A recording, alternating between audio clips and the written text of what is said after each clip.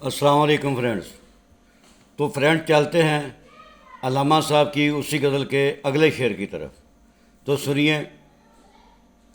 نہ اٹھا پھر کوئی رومی عجم کے لالا زاروں سے، نہ اٹھا پھر کوئی رومی عجم کے لالا زاروں سے، وہی آب و گلے ایراں وہی تبریز ہے ساقی۔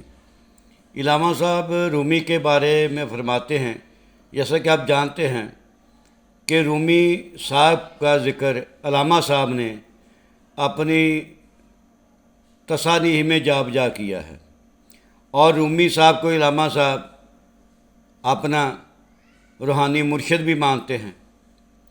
مولانا جلال الدین رومی بلخ کے علاقے میں پیدا ہوئے، جو ابھی شمالی افغانستان کا علاقہ ہے، اور اس کے بعد وہاں سے مائیگریٹ کر کے وہ کونیا یعنی ترکی چلے گئے۔ ترکی میں ان کی ملاقات شمس بن احمد بن علی سے ہو گئی، شمس بن علی بن ملک سے ہوئی، اور وہ شمس صاحب سے مولانا صاحب اتنے متاثر ہوئے کہ ان کو انہوں نے اپنا مرشد بنا لیا۔ اور ایک وقت آیا کہ شمس تبریز اچانک کہیں غائب ہو گئے، تو مولانا روم نے ان کی یاد میں بہت سی غزلیں کہیں جو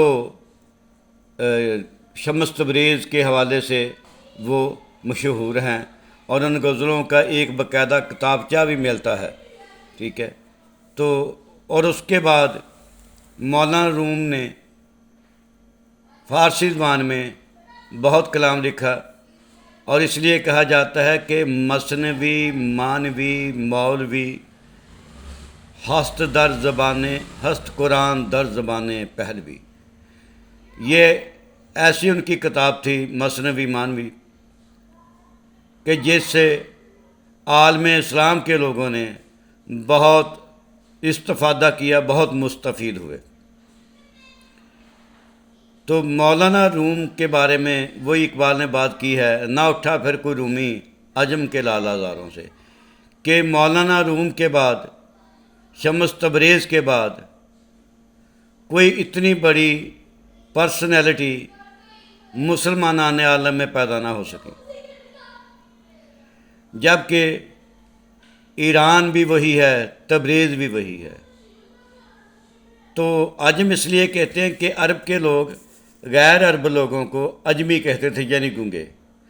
تو وہ مولانا صاحب کہتے ہیں کہ سب کچھ وہی ہے، عجم کا علاقہ یعنی ایران بھی ہے، تبریز بھی ہے، لیکن ان دونوں شخصیات جیسے ہی بعد میں کوئی بڑے لوگ پیدا نہ ہوئے جس سے مسلمان، جن کے خیالات سے، جن کے نظریات سے، جن کے آئیڈیا سے، جن کے نالج سے مسلمان مستفید ہوتے۔ تو اسی طرف اقبال نے اشارہ کیا ہے کہ نہ اٹھا پھر کوئی رومی عجم کے لالا زاروں سے، وہی آب گلے آراں وہی تبریز ہے ساقی۔ Thank you.